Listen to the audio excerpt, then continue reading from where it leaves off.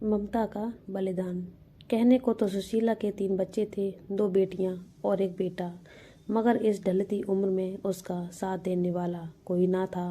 पूरी जिंदगी दुखों में ही गुजर गई। उसका पति पहले भी शादीशुदा था, मगर शादी के कई सालों बाद भी कोई बच्चा ना हुआ तो मदन, सुशीला का पति, दूसरी शादी के लिए उसकी पहली पत्नी वंदना उस पर दबाव डालने लगी। मदन ने दूसरी शादी के लिए मना किया तो वंदना ने मदन की भावनाओं को कचोटते हुए कहा कि आप अच्छे से जानते हैं कि मैं कभी माँ नहीं बन सकती। इतनी जमीन जायदाद है, वह कौन संभालेगा? क्या ये सब लोगों के लिए छोड़ दोगे? बुढ़ापे में हमें कौन संभालेगा? शरीक तो पहले ही इस ताक पर बैठे होंगे कि कब दिन आएगा जब सब कुछ उनके हाथ लगेगा। उसकी बातें सुनकर मदन झुंझला सा गया और उसकी ड्यूटी पर उठकर जाने के लिए तैयार होने लगा। अब रोज की बात हो गई थी। वंदना हर रोज कोई ना कोई ऐसी बात कर देती कि मदन परेशान हो जाता। कभी कभी तो दोनों में झगड़ा भी हो जाता। वंदना बहुत जिद्दी थी। वह तब तक उसके पीछे पड़ी रही जब तक मदन ने हाँ नहीं बोल दी। बस फिर क्या था, वंदना किसी ऐसी लड़की की तलाश में जुट गई जिसकी शादी वह अपने स्टेशन मास्टर पति से करवा सके। काफ़ी दिन बीत गया मगर कोई भी लड़की उसके दिमाग में नहीं आ रही थी जो उसके शून्य घर में रौनक ला सके, जिससे लोगों के मुंह बंद हो सके।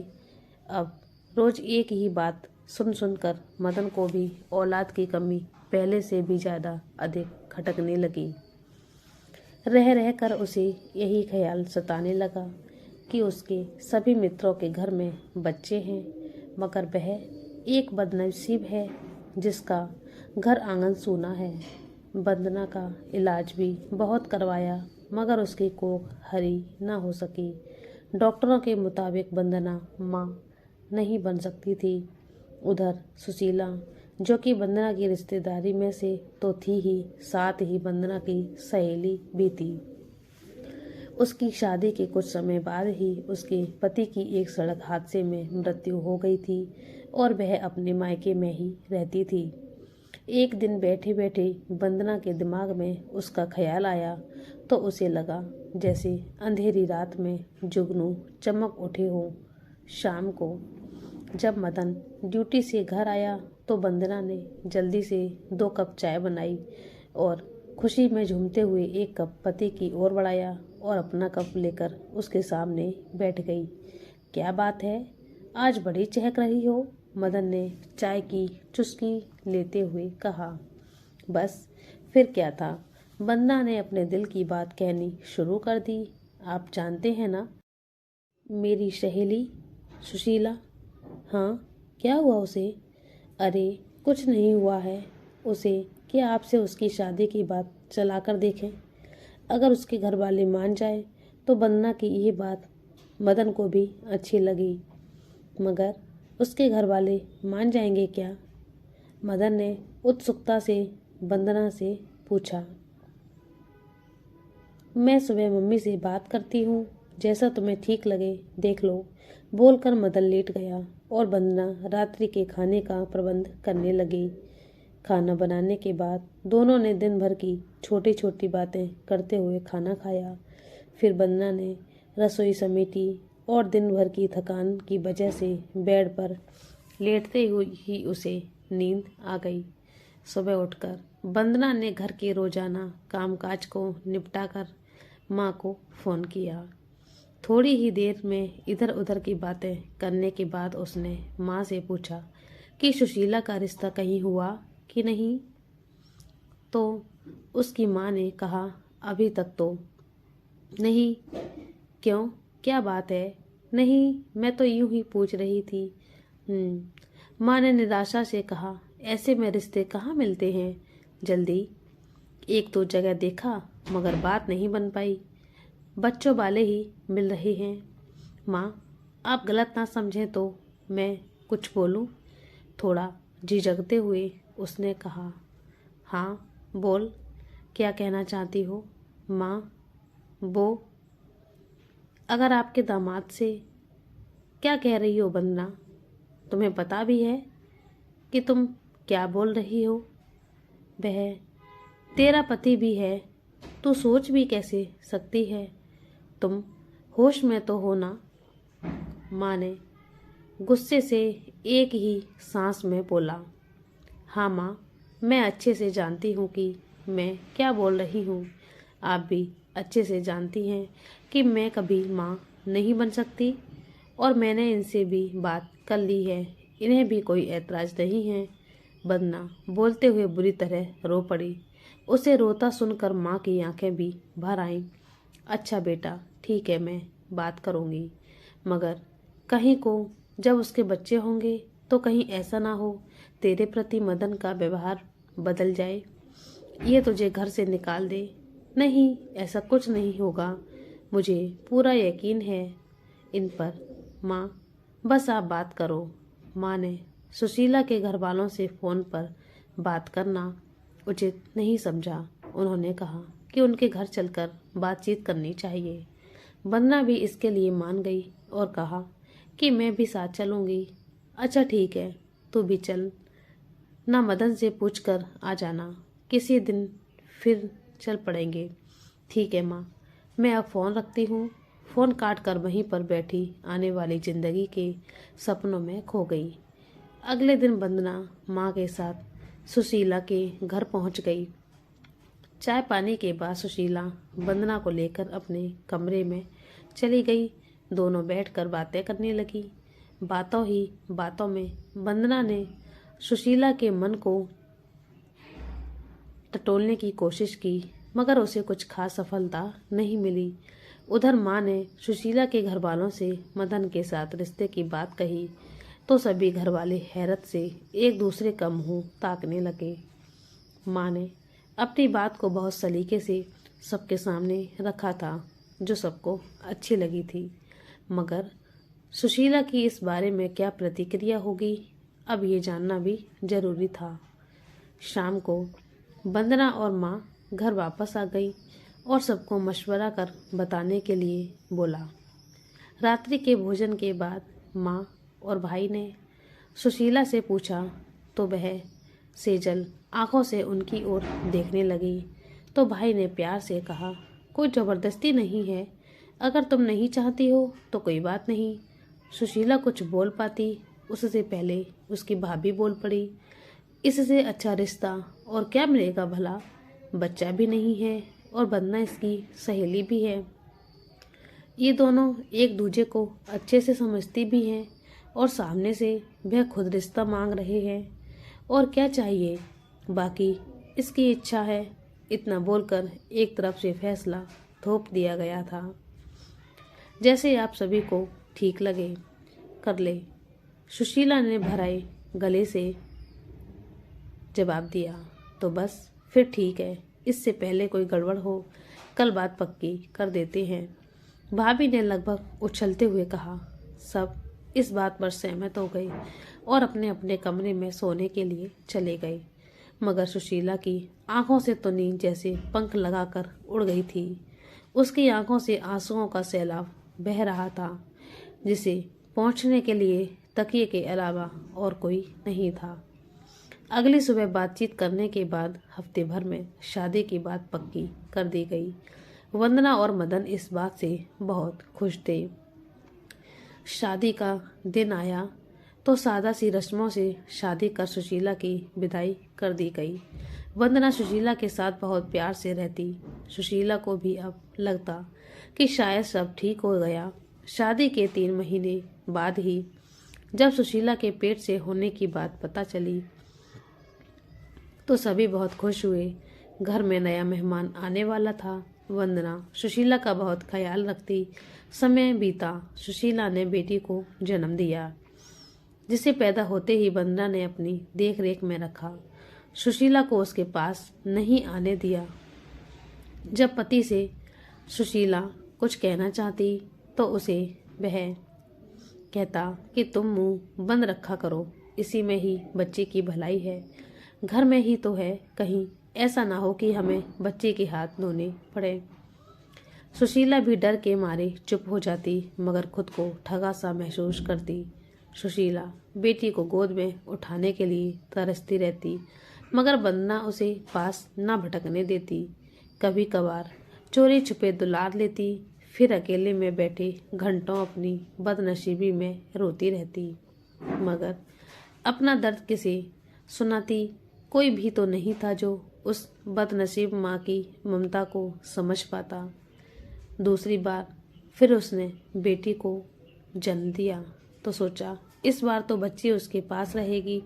बड़ी तो वंदना मेरे पास नहीं आने देती, अब की बार मैं बेटी देने से साफ मना कर दूंगी। और उसने किया भी ऐसा ही। सुशीला शायद ये नहीं जानती थी कि वंदना उससे भी 2 कदम आगे है। सोचे बैठी है, वंदना ने अपना दांव खेलना शुरू किया। मदन काम से आया तो उसके खूब कान भरे और जहर खाकर जान देने तक की धमकी दे डाली, जिसे सुनकर मदन घबरा गया।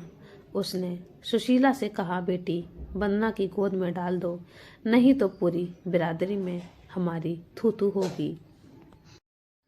कहीं सच में उसने ऐसा किया तो हम कहीं के नहीं रहेंगे। बच्चियां घर में ही हैं, और फिर तुम तो वंदना को जानती ही हो, वह अपनी जिद पूरी करने के लिए किसी हद तक भी जा सकती है।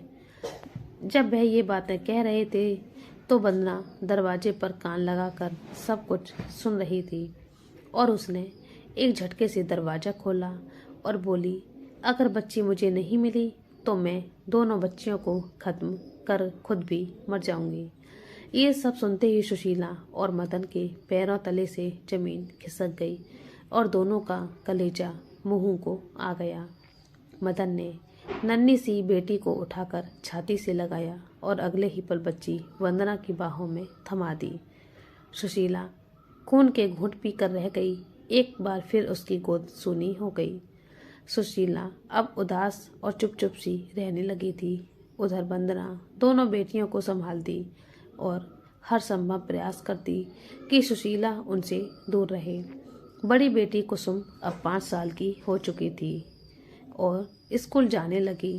वह वंदना को ही अपनी माँ समझती थी, और छोटी सुमन भी कभी उसे माँ कहकर तो नहीं पुकारती थी, मगर कभी कभी उसे देखकर मीठा सा मुस्कुरा देती थी, जिसे देखकर सुशीला को बहुत सुकून मिलता। एक दिन सुशीला ने सुमन को वंदना से आंख बचाकर इशारे से अपने पास बुलाया और प्यार से उसका माथा चूमकर उसे खाने के लिए बिस्कुट दिया और कहा, दोनों बहनें मिलकर खा लेना। जैसे ही सुमन पीछे की ओर पलटी तो वंदना को खड़ा देखकर डरते हुए बोली, बह माँ, इन्होंने मुझे ये लिए दिए। वंदना ने सुमन के गाल पर जबरदस्त चांटा रसीद करते हुए कहा, कितनी बार बोला है कि किसी से कुछ भी लेकर नहीं खाना, कभी देखा नहीं कुछ, चल अपने कमरे में। उसकी कड़क आवाज़ सुनकर सुमन अपने गाल पर हाथ रखकर रोते हुए अपने कमरे में चली गई। वंदना ने सुशीला को खूब खरी खोटी सुनाई। हर रोज कुछ न कुछ ऐसा हो जाता जिसकी वजह से सुशीला की बातें सुननी पड़ती। समय का पहिया आगे बढ़ रहा था और सुशीला तीसरी बार माँ बनी। उसने बेटे को जन्म दिया था। घर में खुशी का माहौल था, मगर सुशीला के पास खुश होने की कोई वजह ना थी, क्योंकि वह तो सिर्फ मशीन बनाकर छोड़ दी गई थी। सुशीला का दर्द सुनने वाला कोई नहीं था और ना ही उसने किसी को बताया ही था। मायके में कभी कभार जाती और वह भी वंदना साथ में ही जाती, और वंदना सबके सामने ऐसे पेश आती जैसे वह दोनों सगी बहनें हों। सुशीला के घर वाले भी यही समझते थे कि वह अपने घर में बहुत खुश है। समय बीत रहा था। वंदना तीनों बच्चों की देखरेख का ख्याल खुद रखती थी, तो जाहिर सी बात थी कि बच्चों का मोह भी वंदना के साथ ही था। अब सुशीला की हालत घर में फालतू पड़ी वस्तुओं जैसी थी, जिसे कोई भी ठोकर मार सकता था। धीरे धीरे वंदना को उसका घर में रहना भी खटकने लगा। उसने मदन पर दबाव डाला कि सुशीला को गांव के बीचों बीच जो पिस्तौनी मकान है उसमें भेज दिया जाए। मदन ने इस बात का विरोध किया, मगर उसकी एक न चली। आखिर सुशीला को उस घर में जाना ही पड़ा। सुशीला को एक और झटका लगा। बच्चे उसकी आंखों से भी दूर हो गए। बस सारा दिन रोती रहती। फिर एक दिन सुशीला के भाई को किसी से सुशीला की इस हालत के बारे में पता चला, तो वह उसे मिलने वहां पहुंचा। अपनी बहन की दशा देख वह खून के आंसू पीकर रह गया। उसने सुशीला को अपने साथ चलने के लिए कहा, मगर सुशीला ने जाने से साफ मना कर दिया और कहा, भाई आप जाओ, जो मेरी तकदीर में था वह हो गया। आप मेरी किस्मत नहीं बदल सकते भाई। भाई की आंखों से अश्रुधारा बह रही थी, मगर सुशीला तो जैसे पत्थर की मूर्ति बन गई थी। उसने कहा, ये हमारा घर का मामला है, आप इसमें दखल ना देना और आज के बाद आप यहाँ मत आना। अब आप यहाँ से जाओ। मगर सुशीला, तुम इन हालातों में यहाँ कैसे? क्या हुआ है मेरे हालातों को? क्या हुआ है मुझे? मैं ठीक हूँ, आप जाओ यहाँ से और कभी यहाँ मत आना, नहीं तो मेरा मरा हुआ मुंह देखोगे। सुशीला के भाई ने उसका ये रूप पहले कभी नहीं देखा था।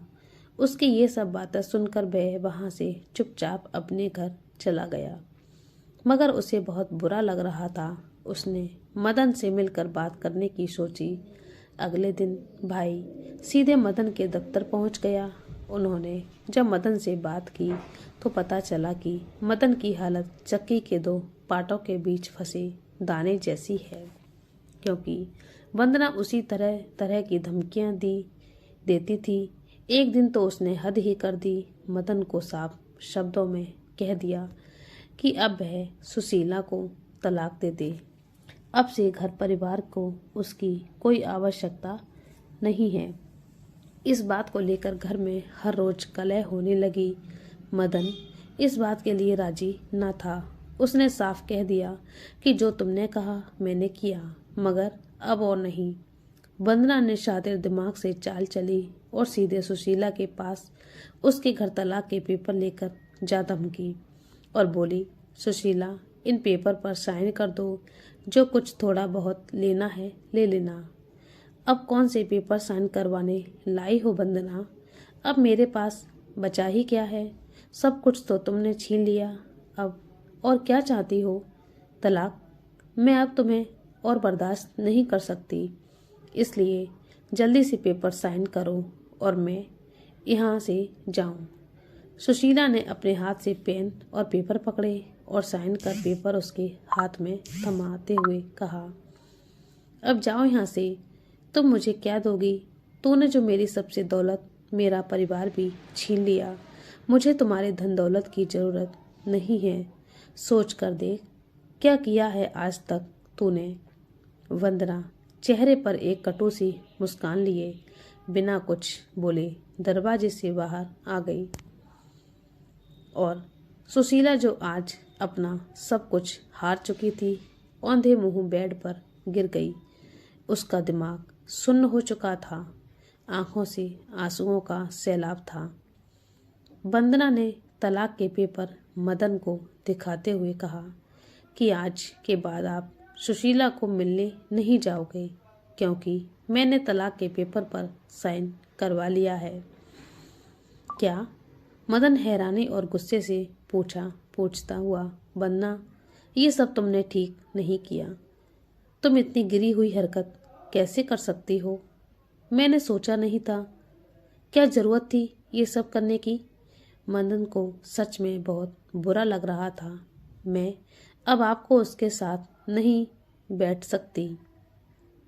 आप केवल मेरे हो, बस मुझे और कुछ नहीं कहना है, वंदना बोली। अरे सब कुछ तेरा ही तो था। उस गरीब के पास क्या था? अब भगवान से डर, कुछ तो सोचा होता उस बदनसीब के बारे में। बच्चे तक तो तूने छीन लिए, और तो और तुम बच्चों के दिलों में भी उसके खिलाफ जहर घोलती रहती हो। तुम किस मिट्टी की बनी हो वंदना? मदन गुस्से से लाल पीला हो रहा था, मगर वंदना को इससे कोई असर नहीं था। मदन ने गुस्से में रात्रि का भोजन भी नहीं किया। सुबह होते ही मदन सुशीला को मिलने उसके घर पहुंच गया। सुशीला की हालत देख मदन का कलेजा मुंह को आ गया। घर खुला पड़ा था, वह फर्श पर पड़ी थी और बाल बिखरे हुए थे। लग रहा था वह रात भर नहीं सोई थी। सुशीला, ये क्या हाल बना रखा है तूने अपना? मदन की आवाज सुनते ही सुशीला भागकर मदन से लिपटकर रोने लगी। आज मेरा सब कुछ लुट गया। मेरे बच्चे मुझे लौटा दो। मैं उन्हें लेकर यहाँ से दूर चली जाऊंगी और कुछ नहीं चाहिए, प्लीज। कहते कहते वह बेसुध हो गई। मदन भागकर अंदर से पानी लाया और उसके चेहरे पर छींटे मारी तो उसे सुधाई, सुशीला खुद को संभालो। मदन ने उसे नीचे से उठाकर कुर्सी पर बैठाया और पानी का गिलास उसे थमाते हुए पूछा, तुमने तलाक के पेपर पर साइन क्यों किए? एक बार मुझसे तो पूछ लेती। पूछने से क्या होता, होना तो वही था जो आज तक होता आ रहा है। इस बात का मदन के पास कोई जवाब नहीं था। थोड़ी देर चुप रहने के बाद वह बोला, तुम चिंता मत करो, मैं तुम्हारा साथ कभी नहीं छोड़ूंगा। भले ही तूने तलाक के पेपर साइन कर दिए हों, मेरे लिए तुम अभी भी मेरी पत्नी ही हो। मैं तुम्हें तलाक कभी नहीं दूंगा। सुशीला एक टक बिना कुछ बोले मदन को देखती रही। मदन सुशीला का हाथ पकड़कर बोला, अब उठो और कुछ खाने के लिए बनाओ, मैं भी खाऊंगा। मुझे बहुत भूख लगी है। सुशीला ने बेमन से उठकर खाना बनाया और फिर दोनों ने खाना खाया। खाना खाने के बाद मदन वंदना और बच्चों के पास गांव से बाहर बने आलीशान मकान में आ गया। इसी खींचातानी में सबकी जिंदगी गुजर रही थी। मदन महीने में 1-2 बार सुशीला के पास जाता और राशन पानी दे आता था। बच्चे बड़े हो रहे थे। कुसुम और सुमन कभी कभी चोरी छुपे सुशीला को मिलने आ जाती थीं, मगर बेटा पंकज कभी नहीं आता था। वो तो सुशीला को फूटी आंख देखना भी पसंद नहीं करता था और वंदना को खूब मानता था। कुसुम और सुमन अब कॉलेज जाती थी। पढ़ाई में तीनों बच्चे काफ़ी होशियार थे। मदन अब थोड़ा बीमार सा रहने लगा था। रिटायरमेंट भी नज़दीक आ रही थी और कुसुम भी शादी लायक हो गई थी। कई अच्छे घरों से रिश्ते आ रहे थे, अतः एक अच्छे घर के लड़के के साथ उसकी शादी भी कर दी गई, जो कि पेशे से प्रोफेसर था। शादी में मदन की जिद के चलते सुशीला को शामिल किया गया, मगर उसका शादी में होना ना होना एक बराबर ही तो था। सुशीला के दिमाग पर अब इस बीती हुई जिंदगी का प्रभाव दिखाई देने लगा था। वह अक्सर अकेले ही बड़बड़ करती रहती। उसका बीपी भी काफ़ी बढ़ने लगा था। वो ढंग से खाना भी नहीं खाती थी। कभी कभी तो पूरा दिन ही वह बेड पर पड़ी रहती। आस पड़ोस के लोग उसे कभी कभी खाना दे जाते थे और मदन और वंदना को उसकी इस हालत के लिए कोसते थे। उधर एक दिन मदन अचानक हृदयाघात के कारण चल बसा, जिसका सुशीला के दिमाग पर गहरा प्रभाव पड़ा।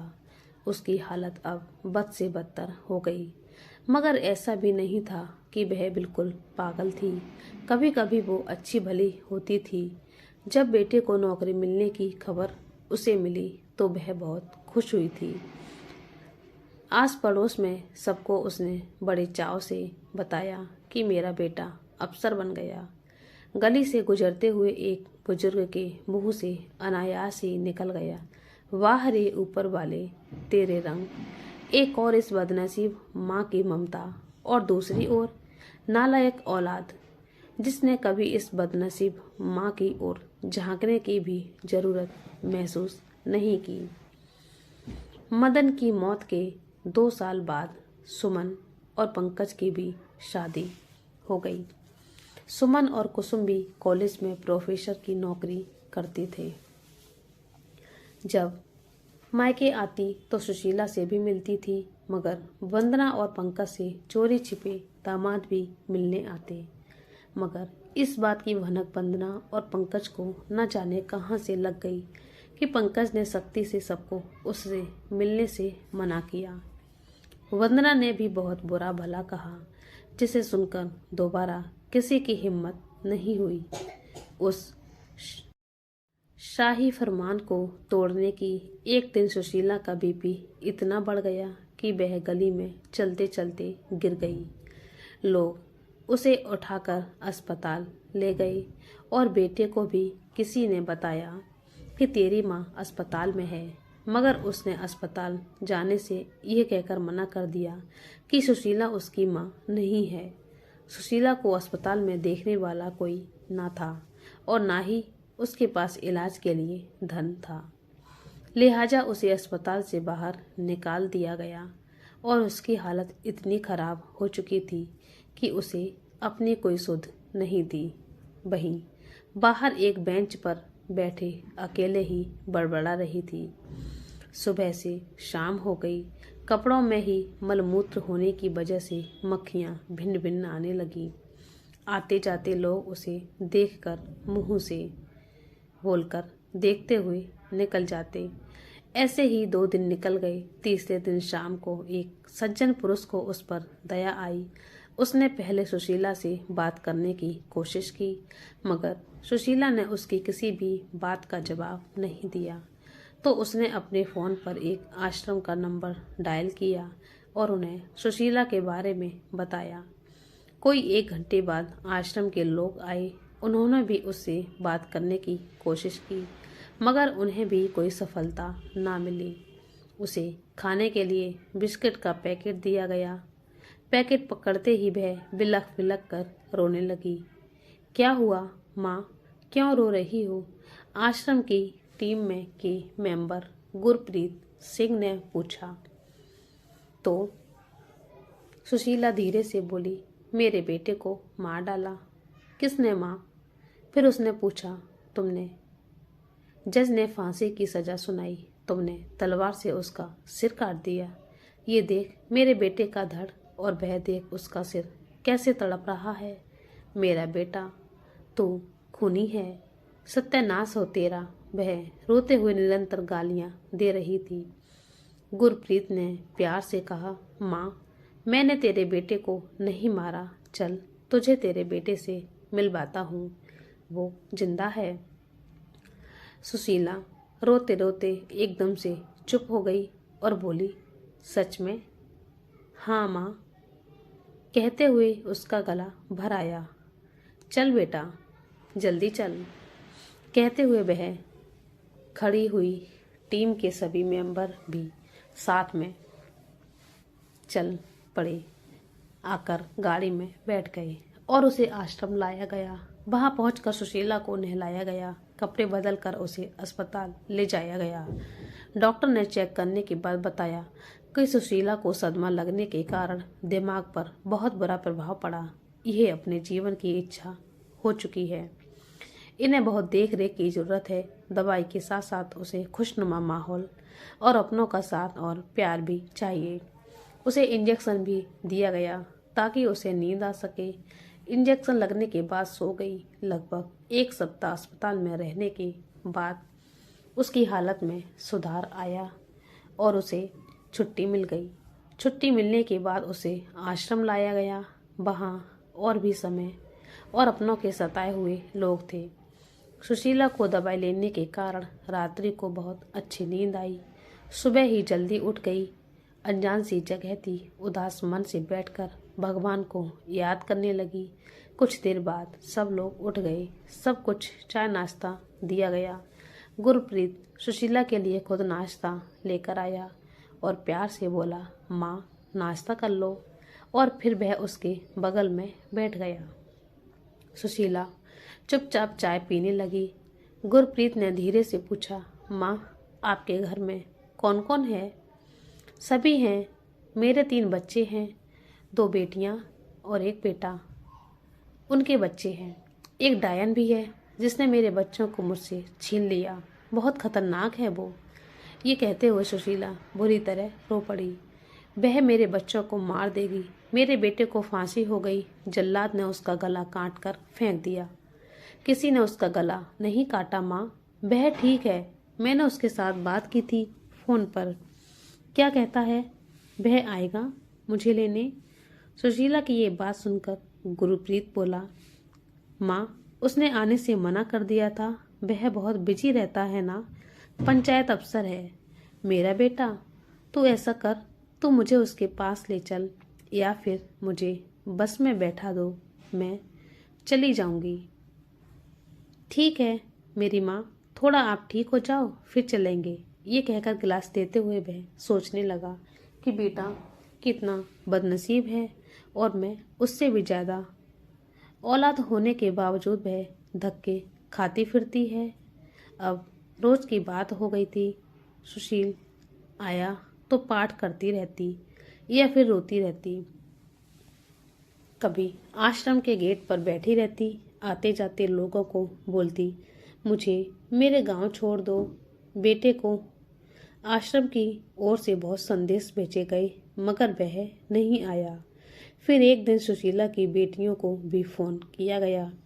उन दोनों ने भी कहा हम मजबूर हैं, नहीं आ सकते। फिर एक दिन सुशीला को लेकर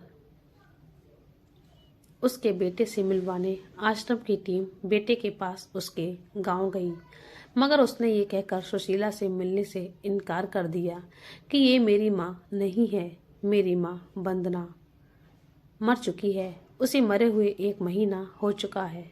मैं इस औरत को नहीं जानता। आप यहाँ से जा सकते हैं। पंकज की ये बात सुनकर सुशीला का कलेजा मुंह को आ गया, मानो ममता ने दम तोड़ दिया। गुरप्रीत ने पंकज को समझाना चाहा और कहा, आपके पिता ने इनसे शादी की थी, मगर पंकज के पत्थर दिल पर कोई प्रभाव ना पड़ा। वह कहने लगा कि वह तलाक हो चुका है। हमारे पास सबूत है। अगर इसे थोड़ा सा भी लगा होता तो ये हमारे पिता को तलाक नहीं देती, हमें खुद पालती, मगर इसने अपनी जिम्मेदारी से मुंह फेर लिया। जिसने हमें पाला पोसा, एक माँ होने की जिम्मेदारी निभाई, वही मेरी माँ है। आप लोग यहाँ से चले जाओ।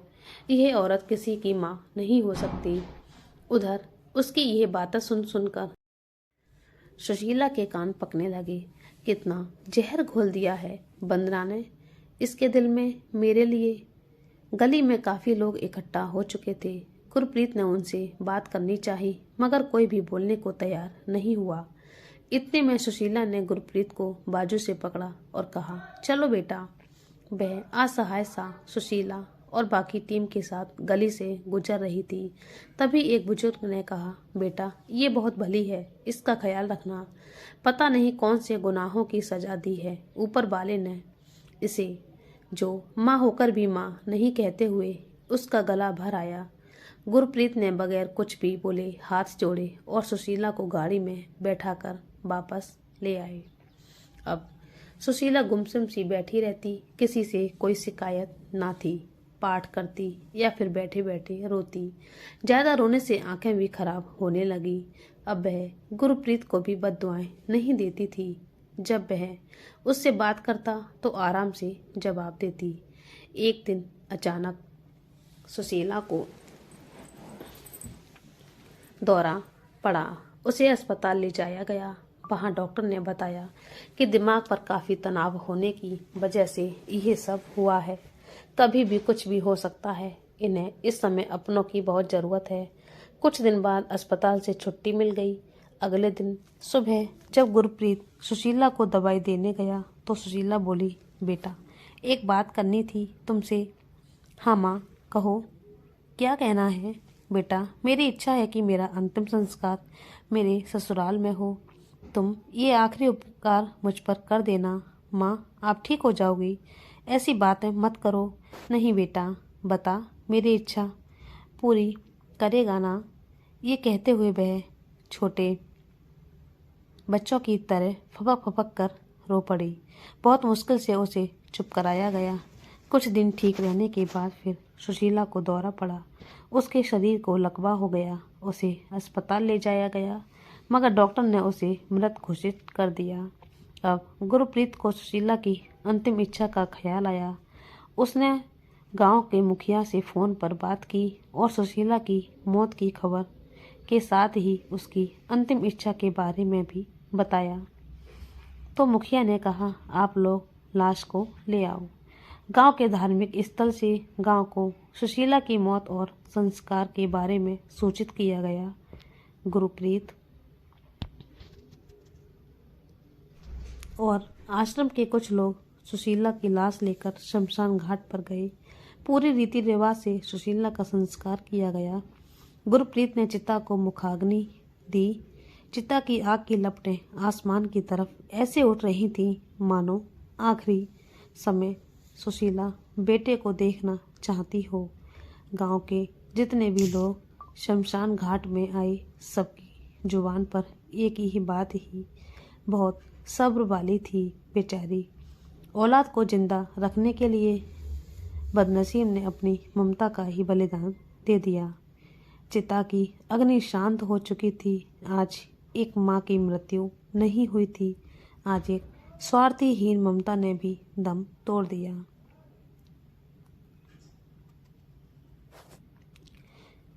ये कहानी आपको कैसी लगी, अपनी मुझे राय कमेंट बॉक्स में जरूर दीजिएगा। कहानी को पूरा देखने के लिए धन्यवाद।